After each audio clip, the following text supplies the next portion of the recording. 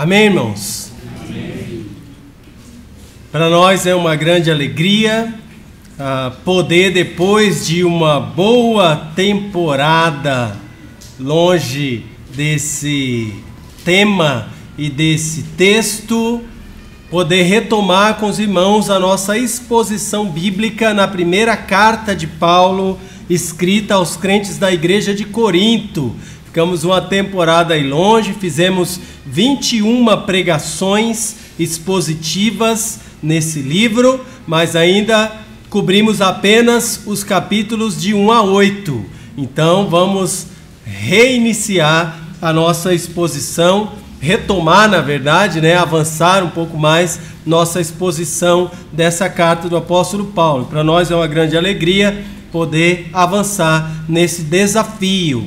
Antes disso, queremos então convidar as crianças que estarão descendo para o culto infantil. Crianças até 7 anos estarão descendo junto com a irmã Natália. E de 8 a 10 anos estarão descendo, acredito que com a irmã Mônica.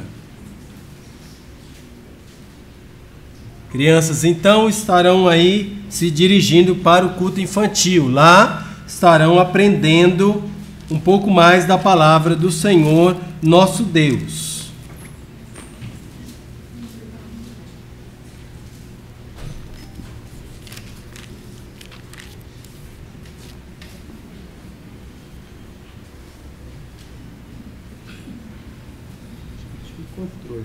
Achei. Então nós temos aí a alegria de retomar os nossos estudos. Vamos a ele.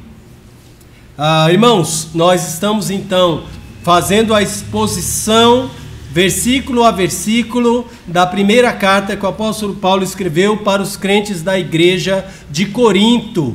O nosso tema para esta carta é um tema geral que se aplica à carta inteira. E os irmãos, talvez aqueles que acompanharam as primeiras pregações, vão lembrar-se que o nosso tema geral é este: Jesus, a solução de Deus para as crises na igreja. Enquanto vínhamos estudando essa carta, nós vínhamos verificando que sim, crises são parte da realidade da igreja neste mundo. O próprio Senhor Jesus Cristo avisou a igreja a respeito das aflições, das crises, das dificuldades que aqueles que o seguissem, daqueles que se identificassem com Cristo, que fossem chamados pelo seu nome, enfrentariam. E nós temos aprendido que essas crises na igreja não são crises de origem apenas externas, Então, coisas de fora que afetam os crentes, mas muitas vezes essas crises se originam no seio da própria igreja e são questões a resolver, problemas a desenrolar que os crentes precisam resolver de maneira adequada, seguindo a instrução e a orientação da palavra do Senhor nosso Deus. Nós fizemos então o avanço até aqui, cobrindo os 8 primeiros capítulos desta carta. Nós já estudamos até aqui os capítulos 1 e 2, a parte introdutória, que nos apresentou quem está escrevendo essa carta, o apóstolo Paulo, acompanhado de algumas pessoas da sua equipe ministerial missionária. Então, o apóstolo Paulo, escrevendo para os crentes da igreja de Corinto, vimos alguns aspectos sobre a cidade de Corinto, uma cidade grande daquela época, de destaque, uma cidade portuária, uma cidade que recebia pessoas de vários lugares e, por conta disso, também uma cidade muito promíscua, uma cidade entregue a um ambiente de pecado de todos os tipos. Pecados no nível religioso, da idolatria, pecados no nível social, do tratamento das pessoas, todo tipo de imoralidade praticada lá, de tal maneira que a fama da cidade se tornou tão grande que foi criado um verbo com o nome dessa cidade, Então, corintianizar era o verbo usado para dizer que você iria realizar imoralidades, que você iria praticar todo tipo de perversão. Então a pessoa, dá licença que agora eu vou corintianizar um pouquinho. E aí a pessoa saía para se envolver com as imoralidades. Tá? Nós vimos tudo isso já no estudo que fizemos dos capítulos 1 e 2 dessa carta. Nos capítulos de 3 e 4, nós começamos a perceber as crises que são apresentadas nessa carta. Dentre elas, a primeira que nós chamamos de crise dos partidos, divisões dentro da igreja. Crentes que estavam olhando errado para os líderes que passaram pela igreja e alguns que ainda permaneciam na igreja. Então, grupos se levantando dentro da igreja dizendo, não, eu sigo aquele irmão lá, porque ele foi o primeiro que chegou aqui e falou de Jesus. Outros falando, não, eu sigo aquele outro, porque depois, quando esse que chegou primeiro saiu, quem veio explicar melhor para nós a palavra de Deus foi esse outro. E outros irmãos dizendo, não, eu sigo esse último que está aqui conosco agora, porque esse é que tem a autoridade aqui no nosso meio. Os outros já não estão mais. Então, querendo dar aos líderes da igreja uma autoridade particular e pessoal que não é devida. Eles estavam ali não para falar de si mesmos, mas sim para apresentar a palavra de Deus. E aí Paulo corrige essa crise, mostrando que a maneira correta de tratar isso é olhar para quem é o chefe desses líderes. Seja os pastores de antigamente, sejam os pastores atuais, sejam os pastores que virão. Todos eles têm o mesmo chefe, todos eles têm uma mesma mensagem a pregar, que é a mensagem da palavra de Deus, e por chefe temos o nosso Senhor e Salvador, o Supremo Pastor, Jesus Cristo. Vimos a crise da imoralidade nos capítulos 5 e 6, falando sobre diversos pecados que estavam presentes no dia a dia da igreja de Corinto.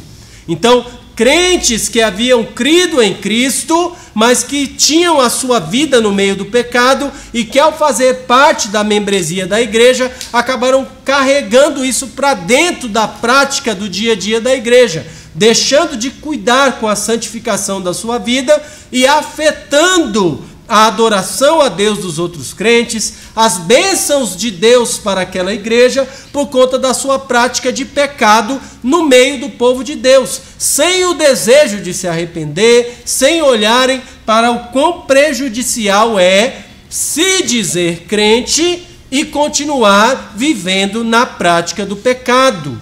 O procedimento que Paulo explica que deve ser tratado não é duvidar da salvação daquela pessoa, mas sim exortar aquelas pessoas para voltarem à sanidade, à prática da obediência a Deus, abandonarem o seu pecado e viverem em comunhão com Deus e com os seus irmãos. Vimos isso cobrindo os capítulos 5 e 6. Entramos depois na crise dos casamentos, onde foi tratado especificamente de crises dentro da igreja, que diziam respeito ao casamento, o relacionamento do homem e da mulher temente a Deus, com quem devo casar, com quem não devo me casar, se eu sou um crente, quais critérios utilizar na hora da escolha, fiquei viúvo, caso ou não caso novamente, estou tendo problemas no meu casamento, deixo o meu marido, deixo a minha esposa, arrumo um outro marido, fico com aquele mesmo com os problemas. Todas essas questões nós vimos e cobrimos em tratamento aqui em pregações anteriores. Essas pregações foram gravadas, estão disponíveis para serem revisitadas e relembradas em maiores detalhes lá no canal do YouTube da nossa igreja. Então, Igreja Batista Embuias Oficial. Você pode visitar lá, pode encontrar essa série de pregações na primeira carta de Paulo aos Coríntios e recapitular tudo isso, tá bom? Então, aqui por conta do nosso tempo, nós não vamos voltar a entrar nessas questões. E aí partimos para o capítulo 8, cobrimos todo o capítulo 8. E no capítulo 8 nós vimos o início de uma nova crise apresentada pelo apóstolo Paulo e que vigorava dentro da igreja de Corinto e que nós passamos a chamar de crise da liberdade. Então nós vimos lá princípios da palavra de Deus a respeito da liberdade dos crentes.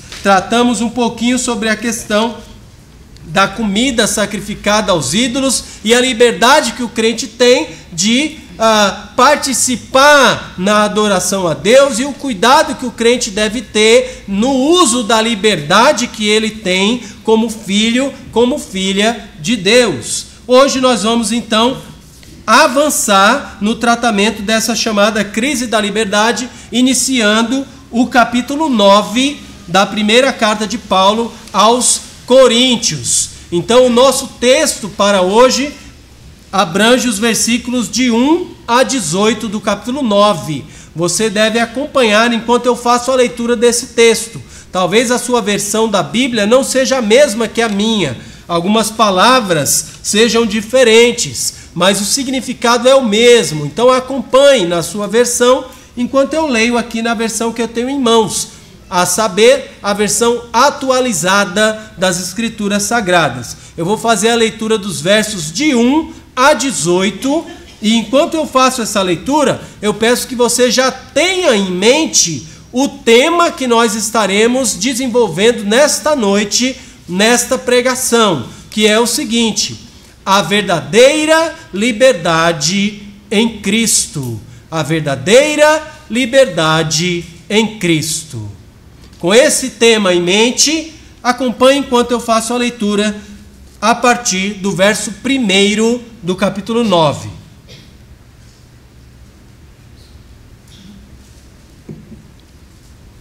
Nos diz assim a palavra do Senhor nosso Deus: não sou eu, porventura, livre? Não sou apóstolo? Não vi Jesus, nosso Senhor? Acaso não sois fruto do meu trabalho no Senhor? Se não sou apóstolo para outrem, certamente o sou para vós outros, porque vós sois o selo do meu apostolado no Senhor. A minha defesa perante os que me interpelam é esta: não temos nós o direito de comer e beber? E também o de fazer-nos acompanhar de uma mulher irmã, como fazem os demais apóstolos e os irmãos do Senhor e Cefas? Ou somente eu e Barnabé não temos direito de deixar de trabalhar? Quem jamais vai à guerra à sua própria custa? Quem planta a vinha e não come do seu fruto? Ou quem apacenta um rebanho e não se alimenta do leite do rebanho? Porventura, falo isto como homem, ou não o diz também a lei? Porque na lei de Moisés está escrito: não atarás a boca ao boi quando pisa o trigo. Acaso é com bois que Deus se preocupa? Ou é seguramente por nós que ele o diz? Certo que é por nós que está escrito: pois o que lavra, cumpre fazê-lo com esperança. O que pisa o trigo, faça-o na esperança de receber a parte que lhe é devida. Se nós vos semeamos as coisas espirituais, será muito recolhermos de vós bens materiais? Se outros participam desse direito sobre vós, não o temos nós em maior medida? Entretanto, não usamos desse direito. Antes, suportamos tudo, para não criarmos qualquer obstáculo ao Evangelho de Cristo. Não sabeis vós que os que prestam serviços sagrados do próprio templo se alimentam? E quem serve ao altar, do altar tira o seu sustento. Assim ordenou também o Senhor aos que pregam o Evangelho que vivam do Evangelho. Eu, porém, não me tenho servido de nenhuma dessas coisas, e não escrevo isto para que assim se faça comigo, porque melhor me fora morrer antes que alguém me anule esta glória. Se anuncio o Evangelho, não tenho de que me gloriar, pois sobre mim pesa essa obrigação, porque ai de mim se não pregar o evangelho. Se o faço de livre vontade, tenho galardão, mas se constrangido, é então a responsabilidade de despenseiro que me está confiada. Nesse caso, qual é o meu galardão? É que, evangelizando, proponha de graça o evangelho para não me valer do direito que ele me dá. Amém? Senhor nosso Deus, obrigado pela tua palavra. Esclarece e traz o entendimento às nossas mentes e aos nossos corações, para que, esclarecidos da vontade boa, perfeita e agradável do Senhor, possamos agir em acordo com as expectativas de Deus, recebendo do Senhor as bênçãos do alto, como igreja e também como indivíduos, membros desse corpo que é o corpo de Cristo. Abençoa cada crente, cada irmão, cada irmã aqui nessa noite. E também, se há alguém aqui que não conhece o Senhor, que o Senhor opere por meio do teu Espírito Santo para salvação e edificação, conforme a tua boa vontade. Pedimos e agradecemos assim, no santo e bendito nome de Jesus. Amém.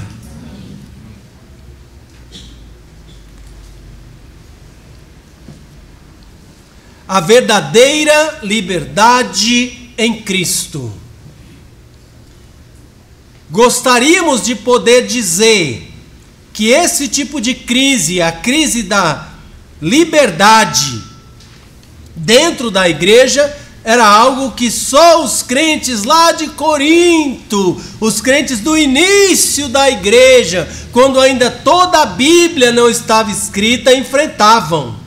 E que hoje, com a revelação de Deus completa na nossa mão, pronto, hoje todo crente entende o que é liberdade em Cristo, entende o que é ser livre em Cristo Jesus, livre para servir a Deus, livre para viver no meio dos seus irmãos, livre para viver como representante de Deus no mundo. Infelizmente, não é essa a realidade. Ainda é confuso para muitos crentes o que significa de fato a verdadeira liberdade em Cristo. O que é que eu, como crente, homem de Deus, o que é que eu, como uma crente, mulher de Deus, o que eu, como crente, um jovem, uma criança de Deus, tenho de Deus liberdade para fazer na minha vida neste mundo? Como posso viver livremente para Deus, agradando o Senhor e aproveitando daquilo que está nesse mundo e que é de bom, inclusive no relacionamento com os irmãos dentro da igreja de Deus, não necessariamente dentro desse prédio, mas dentro da igreja, na interação com os outros que também creem em Jesus Cristo. São essas questões que nós queremos entender e podemos entender à luz do texto que acabamos de ler.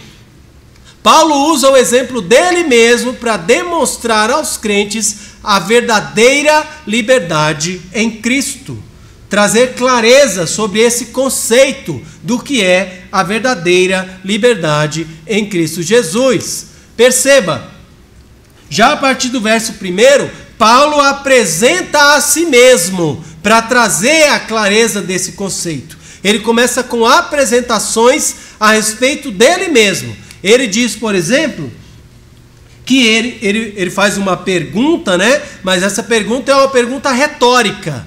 Cada uma dessas perguntas que ele faz aqui no primeiro versículo são perguntas retóricas, cuja resposta já vem carregada na própria pergunta, tá? Então, acompanha aí, na minha versão diz assim: não sou eu porventura livre? E a resposta dessa pergunta é sim, você é livre. Paulo, o apóstolo Paulo, era um cidadão livre, tá? Então ele faz no modelo de pergunta, mas é simplesmente para que os irmãos pensem: ué, ele é livre? e eles conheciam o apóstolo Paulo, não, ele é livre mesmo.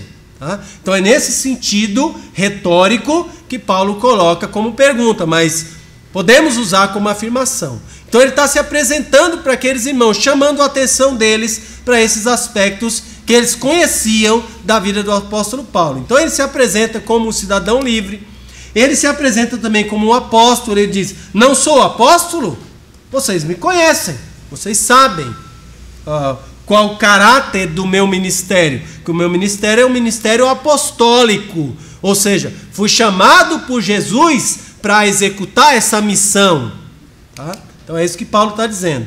Ele diz, não vi Jesus nosso Senhor, mais uma vez ele está dizendo que ele é alguém que viu Jesus. Ele está colocando os seus distintivos de autoridade como apóstolo de Jesus. Sou alguém livre, ou seja, quem é livre pode ir, pode vir. Paulo tinha essa liberdade.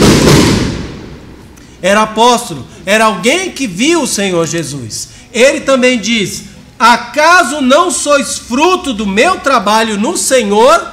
Paulo estava se identificando como pai na fé daqueles irmãos, ou pelo menos da grande maioria daqueles irmãos. Ele é quem havia levado o evangelho lá para os crentes da cidade de Corinto. Então ele diz, vocês são fruto do meu trabalho no Senhor. Eu estive trabalhando para Jesus Cristo, levando o evangelho aí, e foi assim que vocês ficaram sabendo que eram pecadores, que em Jesus Cristo vocês recebem vida eterna, quando se arrepende do seu pecado.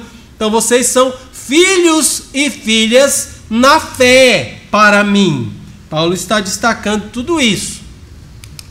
Ele continua na sua apresentação, mostrando que ele também era alguém com liberdade para comer e para beber. Ele já havia comentado no capítulo 8 sobre a questão da alimentação, os problemas que estavam tendo no meio da igreja sobre comidas que eram oferecidas aos ídolos. E ele diz, olha, eu também sou livre para comer e para beber, como ele diz aí no verso, a partir do verso 2, né? Não sou apóstolo para outrem, certamente o sou para vós outros, porque vós sois o selo do meu apostolado no Senhor. Né? Então ele diz, se outros não sabem que eu sou apóstolo, vocês sabem. Verso 3, a minha defesa perante os que me interpelam é essa, não temos nós o direito de comer e beber? Então Paulo fala, não tenho nenhuma restrição sobre o que eu vou comer, o que eu não vou comer, o que eu vou beber, o que eu não vou beber. Eu tenho essa liberdade. Deus me deu essa liberdade em Cristo de comer e beber. Eu não tenho ninguém onde eu vou consultar e falar, eu posso comer isso aqui, eu posso beber isso aqui. Tenho essa liberdade em Deus. Ele está usando o seu próprio exemplo. Ele continua dizendo também, tenho liberdade para casar. Lá no verso 5 ele diz, e também o de fazer-nos acompanhar de uma mulher irmã, como fazem os demais apóstolos e os irmãos do Senhor e Cefas. Paulo está argumentando, ainda também com perguntas retóricas, mas que a resposta é sempre positiva. Então ele está dizendo, olha, pensem aí nos demais apóstolos. Eles não são casados com uma mulher irmã?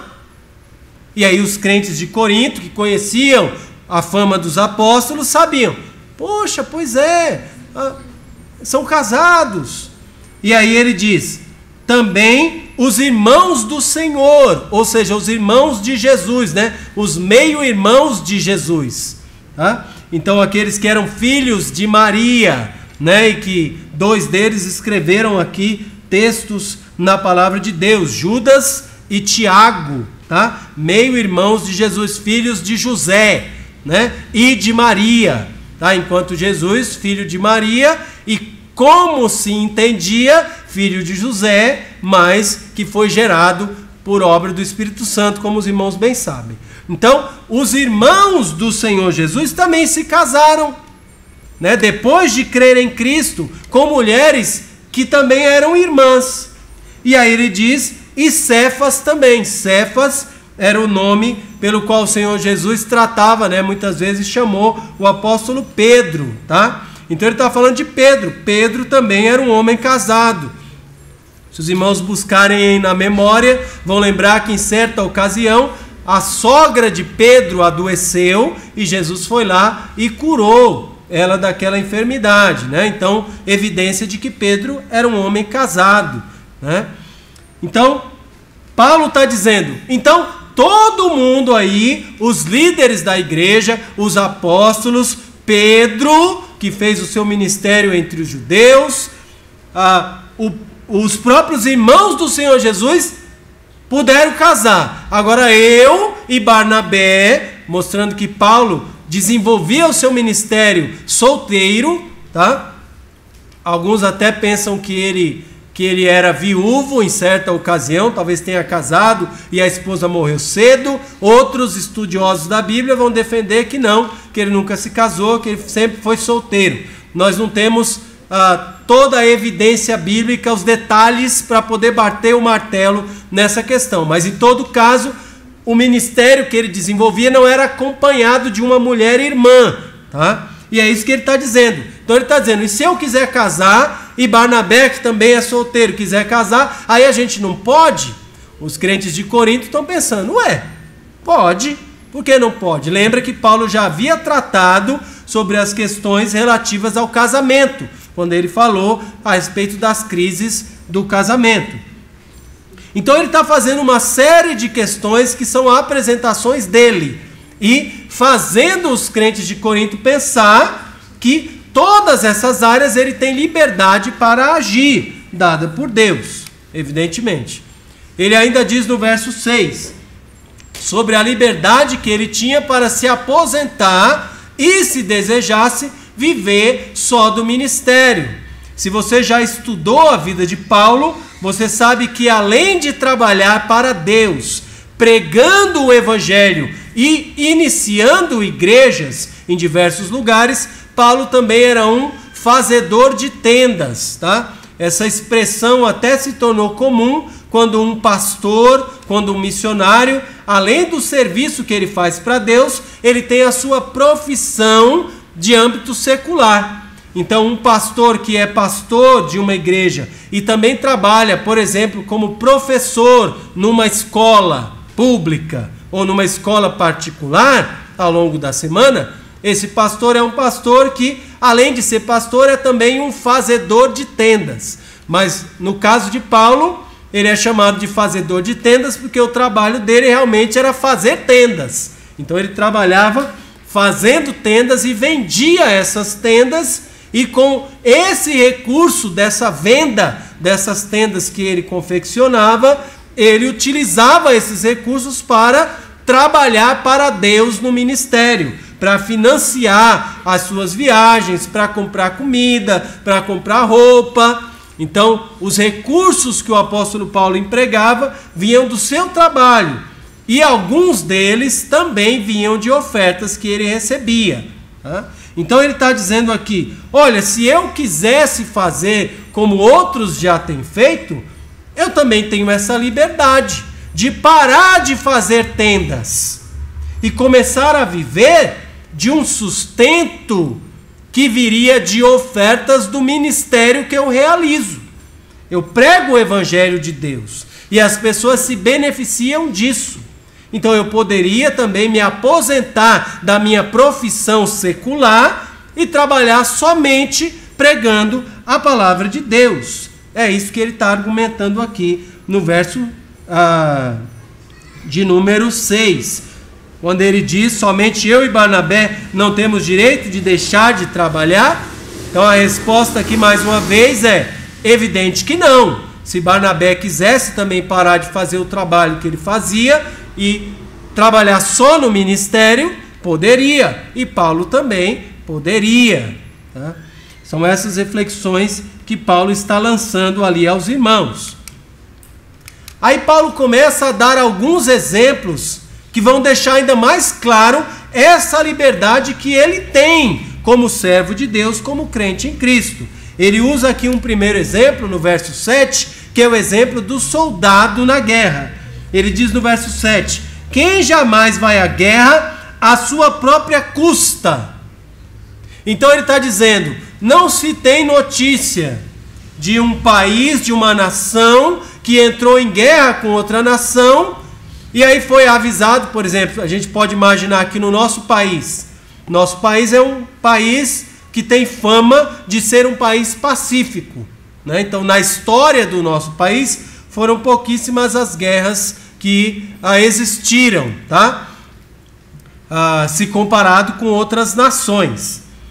Mas se o nosso país entrasse em guerra, é natural pensar que o exército, o governo vai convocar os soldados da nossa nação, talvez vai convocar aqueles reservistas, aqueles que nunca precisaram guerrear, agora vão guerrear, vão precisar, tá aí o uniforme, vão precisar daquela mochila, vão precisar de capacete, vão precisar de armas para aquela guerra, e todo esse equipamento vai ser financiado por quem?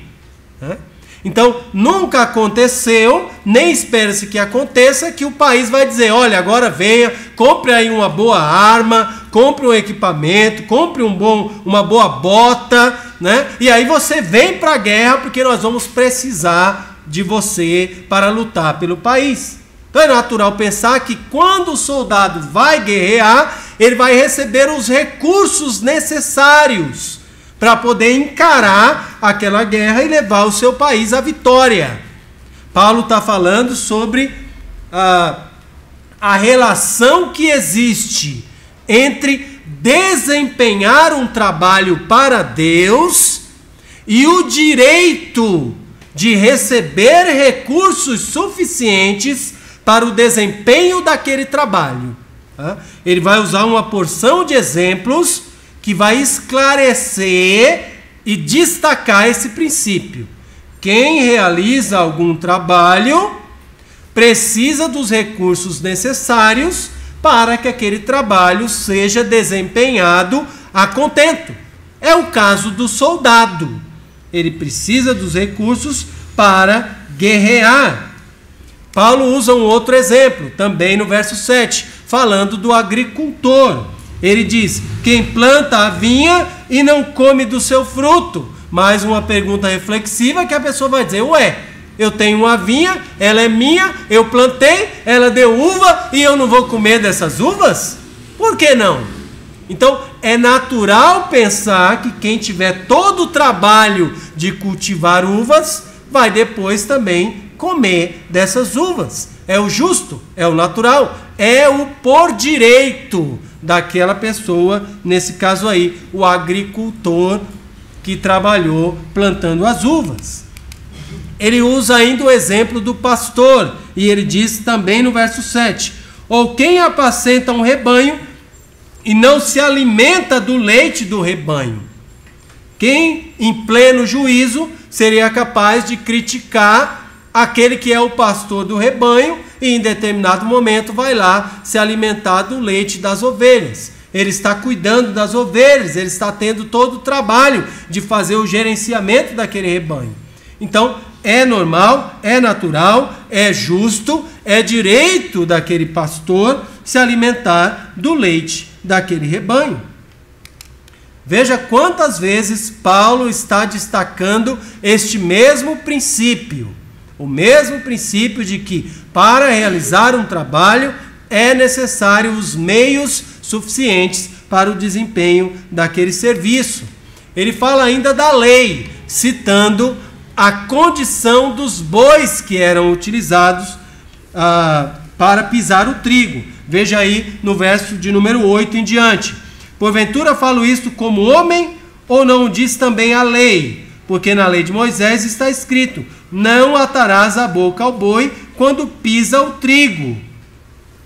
A ideia aqui é que o boi ia puxando aquela roda de moer, ia pisando o trigo para soltar o trigo da palha. E enquanto ele ia fazendo esse trabalho, o boi sentia fome e ele também se alimentava de parte daquele trigo que ele estava pisando. E o argumento aqui de Paulo é, está errado isso? A pessoa ali, eita, está comendo meu trigo, eu vou vender esse trigo. tampa a boca do boi, coloca lá um cabresto nele, não deixa ele comer nada, porque a gente vai ganhar menos dinheiro se ele estiver trabalhando e comendo o trigo que ele está pisando, tá? Então, essa era a tendência do povo de Israel, no contexto aqui. E aí Deus colocou na lei dizendo, se você vai usar o boi para pisar o trigo lá, então deixa a boca dele livre. Se ele quiser comer, deixa ele comer o quanto ele quiser comer, porque você está tirando proveito da força do animal. Então o animal é justo que ele recupere essa energia comendo daquele alimento, tá? A ideia aqui é justamente essa. E aí no verso 8 Paulo argumenta, porventura falo isso como homem, ou não diz também a lei? Verso 9, porque na lei de Moisés está escrito, não atarás a boca ao boi quando pisa o trigo. Acaso é com bois que Deus se preocupa? Paulo aqui está corrigindo o entendimento lá do povo de Israel. Então, depois daquilo entrar na lei, muitos pensaram, puxa, Deus deve gostar muito dos bois, né? Porque ele ficou tão preocupado do boi poder comer e mandou colocar isso na lei, tá? É claro que Deus quer o cuidado com os animais, mas o motivo pelo qual isso entrou na lei não era a preocupação de Deus com os bois, mas sim a preocupação de Deus com o seu povo, que eles recebessem aquilo que é justo. Isso aparece no verso 10, quando Paulo diz, ou é seguramente por nós que ele o diz? E aí ele responde, né? Certo que é por nós que está escrito, pois o que lavra, cumpre fazê-lo com esperança. O que pisa o trigo, e aqui ele está falando do boi, né? O boi que pisa o trigo, faça-o na esperança de receber a parte que lhe é devida. Então, como os irmãos já viram aí, ele usa também a ideia do lavrador. Aquele que lavra deve fazer com esperança. Ninguém vai trabalhar na terra, gastar o seu suor, gastar o seu tempo, para depois ser proibido de tirar proveito daquele trabalho realizado. Ou vai receber em dinheiro pelo trabalho realizado, ou vai se alimentar do fruto daquilo que foi lavrado na terra. Tudo isso Paulo está mostrando como exemplo e ilustração para chamar a atenção dos irmãos para o conceito do que é a verdadeira liberdade em Cristo. Paulo ainda destaca o que eu estou chamando aqui de a semeadura espiritual versus a semeadura material, quando ele diz no verso 11, se nós vos semeamos as coisas espirituais, será muito recolhermos de vós bens materiais? Então Paulo faz um contraste. Ele está falando agora dele, de Barnabé, dos seus colegas de ministério. Ele está dizendo, nós que trabalhamos pregando o evangelho de Cristo, estamos fazendo uma semeadura espiritual. É justo ou não é justo? É direito ou não é direito? Temos ou não temos essa liberdade de receber em troca bens materiais? E aí, para a gente entender isso, a gente precisa se perguntar, qual tem mais valor? É o fruto da semeadura espiritual ou é o fruto da semeadura material? Qual dos dois tem maior valor? Se a gente for pesar na balança, vamos ver que tem muito maior valor o fruto da semeadura espiritual. Por quê? Porque o fruto de uma semeadura espiritual é um fruto de valor eterno. Enquanto o fruto de uma semeadura material, eu planto lá o milho, depois ele vai dar o fruto, eu vou colher aquele milho, eu vou comer pipoca, eu vou comer curau, eu vou comer um monte de coisa de milho, e aquele milho vai se acabar. E aí depois eu vou precisar plantar de novo aquele milho, não aquele, outro milho, se eu quiser comer mais. Vai durar só por um tempo.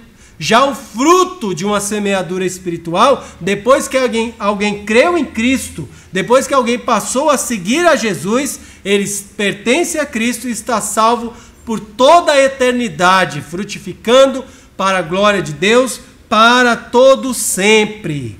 Então, o valor da semeadura espiritual é superior ao valor da semeadura material. Paulo está falando disso porque ele era alguém que fazia a semeadura espiritual. E ele quer chamar a atenção dos irmãos de Corinto para isso, quando ele está se apresentando. Verso 12, a primeira parte, ele diz: se outros participam desse direito sobre vós, não o temos nós em maior medida? Então o que ele está dizendo com isso é, se outros que estão aí têm o direito de receber bens materiais pelo apoio espiritual que estão dando para vocês, quanto mais eu, pai na fé de vocês, quem apresentou o evangelho para vocês, eu tenho todo o direito de receber recursos materiais pelo serviço que eu tenho feito para Cristo, aí no meio de vocês em Corinto. Depois de tudo isso, depois de mostrar que ele era um cidadão livre, mostrar que ele tinha todas aquelas liberdades de apóstolo, de alguém que viu Jesus, livre para se casar, livre para comer, livre para se aposentar, mostrar todo esse princípio de que quem faz o trabalho de Deus precisa de recurso, é direito dele receber esse recurso, assim como cada uma dessas ilustrações que ele destacou, o soldado, o agricultor, o pastor, o boi, o lavrador, ninguém vai dizer que tem injustiça aí. E na semeadura espiritual ainda menos. Então, Paulo tem todo o direito, toda a razão de exigir um reconhecimento da igreja através de bens materiais pelo que ele fazia. E aí Paulo, dentro dessa realidade, tendo esclarecido isso, ele explica então o significado deste conceito da verdadeira liberdade em Cristo. Se a gente for definir, a verdadeira liberdade em Cristo é ter o direito e ser livre para não usar o meu direito.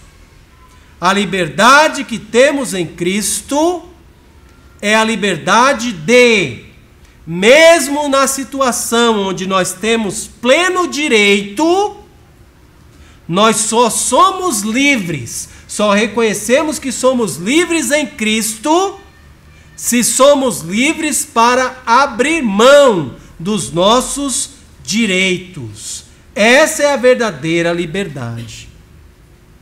Infelizmente, olha, é de espantar, né? Infelizmente, muitos crentes nunca entenderam isso.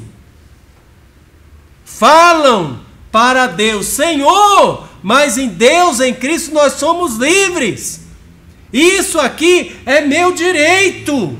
Todo mundo está vendo que isso aqui eu mereço, que eu trabalhei por isso, que eu suei a camisa, que isso aqui eu fiz e não sei por quê estão impedindo, não estão querendo que eu receba, que eu aproveite daquilo que é meu. Senhor, Deus da justiça, pesa a mão sobre esse povo, faz justiça, Deus. Como que essas coisas vão ficar assim? Como que um crente que chegou primeiro na igreja e sentou naquele banco fofinho, gostoso, perto do ventilador, e aí chega o outro irmão depois e quer sentar naquele mesmo lugar? Mas eu cheguei primeiro.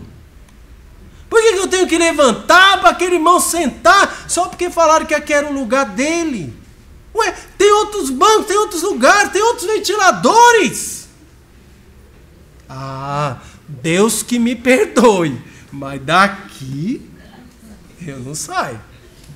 Para eu sair daqui, eu tenho que carregar esse banco aí comigo, sentado nele, porque não saio. Cheguei primeiro. É meu direito ou não é? É ou não é? É o seu direito. E Deus não deu liberdade para você sentar no banco que quiser? Sim ou não? Sim. Deu sim. Então eu estou no meu direito. O irmão lá, ó, Deus sabe do meu coração. Senhor, obrigado por conhecer a tua palavra, saber que o Senhor é o Deus da justiça. Daqui ninguém me tira, Deus. Deus está comigo, viu? Está comigo, Deus. E aí, irmãos, pelo meu direito, para fazer valer o meu direito, quem vai sofrer, né? Quem vai penar, quem vai sair contrariado é o meu irmão, é a minha irmã, é a igreja de Deus, é o reino de Cristo. Tudo bem, eu saio. Mas também nunca mais boto o pé nessa igreja. Afinal de contas, a gente vem sentar, mas quer que eu saia? Pois saio mesmo. Agora vai ver se eu não saio. Quero ver quem vai ser o miserável que vai querer ir lá em casa me visitar ainda para dizer que eu estou errado. Está vendo que eu estou no meu direito? Só somos livres de fato se chegamos nesse nível de liberdade. Você é livre? Sou. Então você tem que ser livre para abrir mão do seu direito. Se você não é capaz de abrir mão do seu direito, você não é livre coisa nenhuma. Você está escravizado a exigir o seu direito sempre que você puder provar que é direito seu. Para as coisas deste mundo, bancos de igreja que hoje estão aí e amanhã viraram pó. Mas queremos fazer questão de usar o nosso direito. Paulo então apresenta essa realidade e esse conceito para aqueles irmãos. Mas por que, se é meu direito, por que no final das contas eu vou decidir livremente não usar o meu direito? Se é meu direito, é lógico que eu quero usar, é lógico que eu vou usar. Qual seria o motivo nesse mundo pelo qual eu não usaria do meu direito?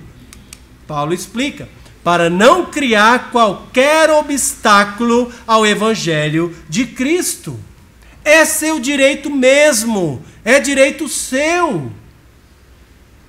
Mas não é porque é o seu direito que você deve criar, pela exigência do seu direito no meio da igreja, obstáculos para que o evangelho de Deus avance, para que as pessoas permaneçam em união, servindo e amando a Cristo como Cristo merece, sendo empecilho para que o reino de Deus avance. Isso não deve acontecer.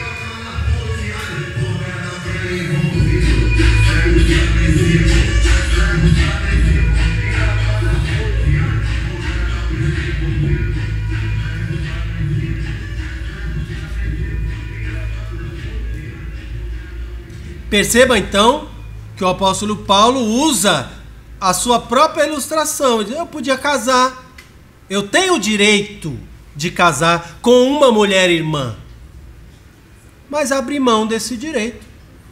Eu podia não trabalhar com nada, pregar o evangelho e viver das ofertas que eu recebo. É um direito que Deus me dá, mas eu abri mão deste direito.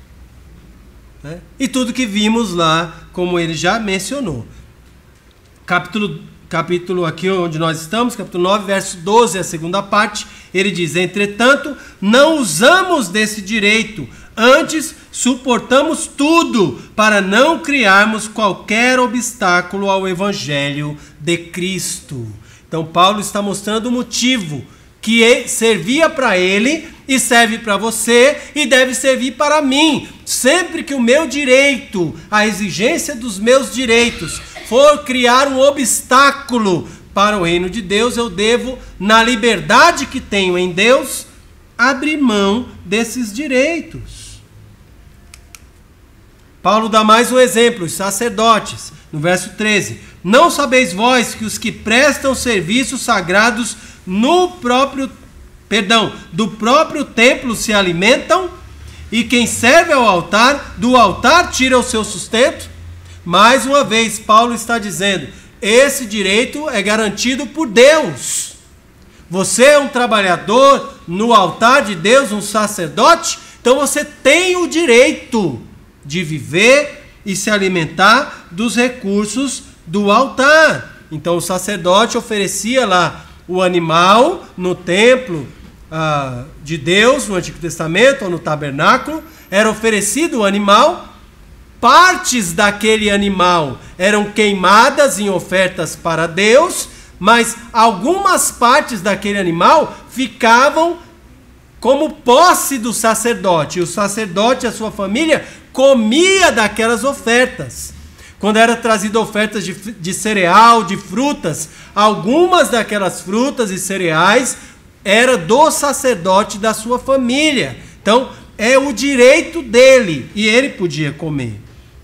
Verso 14, Paulo então cita o Senhor Jesus Cristo, quando diz: assim ordenou também o Senhor aos que pregam o evangelho, que vivam do evangelho. Então, um pregador do evangelho tem ou não tem o direito de receber os recursos suficientes para desenvolver o trabalho para o qual Deus chamou? Tem ou não tem esse direito? Tem. É justo, é direito que ele receba esses recursos. Quem é que disse isso? O próprio Senhor Jesus Cristo. Provavelmente Paulo aqui está se referindo às palavras de Jesus que nós encontramos lá em Mateus 10:10. Depois você pode visitar o texto e verificar, tá? Aos que pregam o evangelho, que vivam do evangelho. Isso é dever da igreja, sustentar os seus pastores com o suficiente para desempenharem bem o seu papel. E é direito dos pastores contarem com esse sustento. Verso 15. Paulo, demonstrando a verdadeira liberdade em Cristo, dando o seu exemplo, abriu mão desse direito dele e considerou isso uma glória. Então Paulo disse: isso para mim é uma glória, poder trabalhar secularmente, construir tendas, produzir tendas e não exigir esse direito, para não trazer peso sobre os irmãos da igreja. Então ele falou: isso para mim é uma glória. Então Paulo estava se vangloriando e buscando glória para ele mesmo? É claro que não. Ele destaca que a glória que ele buscava era a glória de Cristo. Veja os versos 16 e 17. Se anuncio o evangelho, não tenho de que me gloriar. Paulo fala: eu estou falando uma mensagem que eu não inventei. Eu recebi essa tarefa de pregar o evangelho. A salvação é por Cristo, é Ele quem salva. As boas notícias são dele. Então eu não tenho glória nenhuma em mim mesmo. A minha glória é para Cristo. É nele que eu me glorio. Pois sobre mim pesa essa obrigação, porque ai de mim se não pregar o evangelho. Verso 17. Se o faço de livre vontade, tenho o galardão. Mas se constrangido, é então a responsabilidade de dispenseiro que me está confiada. E aí no verso 18, Paulo então explica e ajuda os crentes a entender que, usando a verdadeira liberdade em Cristo, ele abriu mão desse direito de receber os recursos suficientes necessários para o desempenho do seu trabalho. Ele preferiu trabalhar secularmente para desenvolver o seu trabalho. Ele não era contra ofertas, ele não deixou de receber recursos, mas ele gostava de trabalhar e complementar o seu sustento desta maneira, para ficar menos pesado aos irmãos. E ele fez isso de livre vontade. Então, abrindo mão do seu direito por amor a Cristo, para a glória de Cristo e por amor aos irmãos, para que não houvesse peso sobre aqueles irmãos, então Paulo garantiu o seu galardão. É o que ele diz no início do verso 18. Nesse caso, qual é o meu galardão? É que, evangelizando, proponha de graça o evangelho para não me valer do direito que ele me dá. Paulo não disse que não era direito. Paulo não disse: que é isso? Não envie ofertas para mim, porque eu estou só pregando o evangelho. Pregar o evangelho não é trabalho nenhum. Pregar o evangelho, eu não estou fazendo nada quando eu faço isso. Longe disso. É um trabalho, uma semeadura espiritual de valor superior à semeadura material. É direito daquele que prega o evangelho receber pelo trabalho feito. Mas como vimos, é possível usar da liberdade que temos em Cristo para não exigir os seus direitos, quando isso traz alívio para os irmãos, glória para Cristo, como foi o caso do apóstolo Paulo. Encerramos com as seguintes aplicações. Se você é um crente, saiba que a verdadeira liberdade em Cristo não é a liberdade de exigir o que é seu por direito, mas sim a liberdade de ser capaz de abrir mão dos seus direitos por amor a Cristo e amor aos seus irmãos. Se você não é capaz de fazer isso, você ainda não conhece o que é a verdadeira liberdade em Cristo Jesus. Se você é um crente, saiba também que ainda que alguém seja livre para abrir mão dos seus direitos por Cristo e pelos seus irmãos, mesmo assim, ele possui direitos garantidos por Deus. De nenhuma maneira, em nenhum lugar, Paulo está argumentando que não é direito, que o boi que pisa o trigo não tem direito de comer, que quem prega o evangelho não tem direito de receber. Então, cuidado para você não desvirtuar esse princípio da palavra de Deus. Ah, mas é seu direito, mas na liberdade de Cristo eu não vou dar o seu direito não, porque você tem liberdade de abrir mão do seu direito. Então, a gente não vai nem dar o que é direito seu, tá? O princípio aqui é: temos que ser capazes de livremente abrir mão dos nossos direitos por amor a Cristo e não cobrar que os nossos irmãos abram mão dos seus direitos, porque eu não quero cumprir para com ele aquilo que é direito dele. Tá? Então é importante entender essa diferença. E, por fim, se você não é um crente, creia em Jesus Cristo. Você está vivendo como escravo. Você não sabe o que é a verdadeira liberdade em Cristo Jesus. A verdadeira liberdade para abrir mão dos seus direitos, mas também a verdadeira liberdade para viver em alegria ao lado de Deus. Então, creia em Cristo. Assim, você vai ser capaz de abrir mão dos seus direitos, mas também receberá de Jesus a vida eterna e a salvação que não tem fim. Amém? Nós vamos orar, curve sua cabeça e nós vamos encerrar com uma palavra de oração.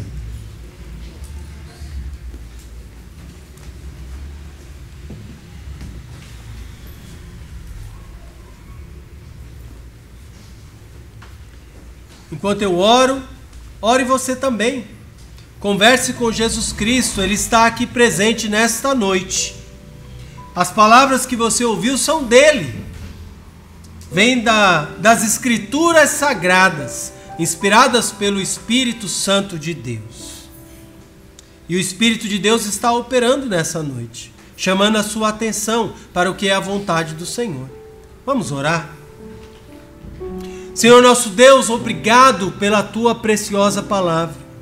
Obrigado porque o Senhor nos salvou de graça pela fé em Jesus por meio do Evangelho da glória de Cristo, para vivermos unidos como igreja, para vivermos desfrutando da verdadeira liberdade que há em Cristo Jesus. E nos perdoa, Deus, por muitas vezes queremos exigir os nossos direitos, e a qualquer custo, mesmo a custo da felicidade dos nossos irmãos, mesmo a custo da sobrecarga sobre os nossos irmãos, ou a custo do final de relacionamentos dentro do teu povo. Não é este o desejo do Senhor revelado. Nos ajuda, Senhor, a entender que as coisas desse mundo passam e que nós somos chamados a valores superiores. Que sejamos capazes, pela liberdade que Cristo nos dá, de abrir mão dos nossos direitos. Como o apóstolo Paulo fez em diversas áreas da sua vida, muitos anos atrás. E hoje nós que estamos aqui, chamados pelo teu nome, ó Senhor Jesus, chamados cristãos, que façamos isso, que estejamos dispostos a abrir mão dos nossos direitos para glorificar a Jesus, para demonstrar amor pela igreja de Jesus Cristo, pelos nossos irmãos e irmãs, pela causa do reino de Deus. Nos ajuda, Senhor, a crescer como igreja em obediência ao Senhor e que sejamos responsáveis, dando àquele que tem direito aquilo que é seu por direito, como o Senhor nos tem ensinado na tua palavra. Obrigado, Deus, pela bênção daquilo que aprendemos nessa noite. Faz frutificar e valer como prática na nossa vida aquilo que temos aprendido aqui. E nos abençoa ao longo dessa semana que hoje se inicia. Que as palavras aqui pregadas deste púlpito encontrem corações abertos e obedientes, desejosos de realizar a vontade do Senhor. E se alguém aqui ainda não pertence a Cristo, que tenha a alegria de viver a verdadeira liberdade que há somente em Cristo Jesus. Assim nós pedimos e agradecemos no santo e bendito nome de Jesus. Amém. Amém. Que Deus nos abençoe a todos.